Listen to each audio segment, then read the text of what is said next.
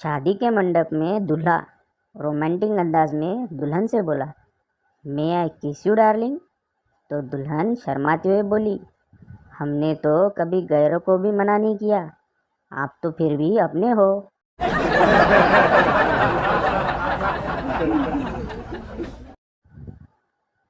मोठा भाऊ, तुला कचऱ्याच्या डब्यातून उचलून आणलंय मी, बरोबर आहे. स्वतःचा मुलगा असा नालायक निघाला तर काय करतील बिचारे.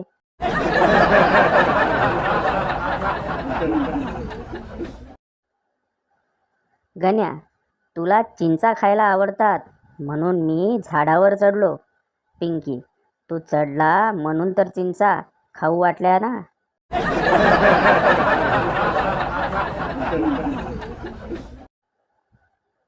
मुलगी, आई, ॲडमिशन फॉर्मवर आयडेंटिफिकेशन मार्क काय लिहू. आई, उजव्या हातात मोबाईल असं लिही.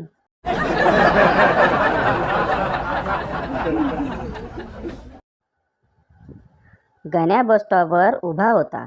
एक मोटरसायकल स्वार त्याच्यापाशी आला आणि त्याने विचारले, लिफ्ट हवी आहे का.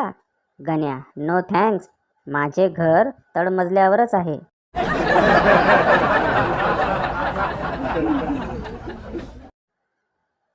एक ज्योतिषी इंजिनिअरिंग करणाऱ्या विद्यार्थ्याचा हात पाहत होता.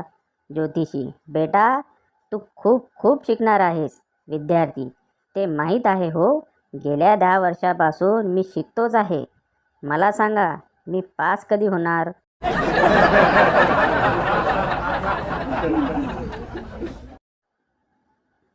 हे साले नातेवाईक वाढदिवसाच्या दिवशी शुभेच्छा द्यायला कधी फोन करत नाहीत, पण रिझल्टच्या दिवशी बरोबर किती मार्क्स पडले विचारायला फोन करणार, आणि मार्क्स कमी पडले तर 1.5 तास फोनवर लेक्चर देणार.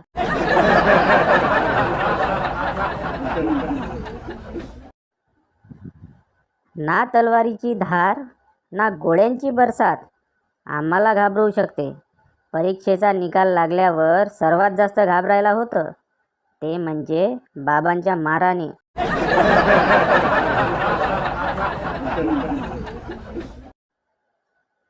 बाबा, इतके कमी गुण, 2 कानाखाली मारायला हव्यात. गण्या, हो बाबा, लवकर चला, मी तर त्या शिक्षकांचे घरही पाहून ठेवले आहे.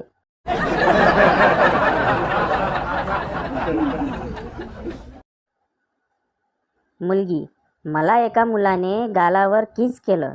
आई, मग त्याला कानाखाली मारलीस की नाही. मुलगी, नाही आई, मला तेव्हा गांधीगिरी आठवली आणि मी दुसरा गाल पुढे केला. आई बेशुद्ध.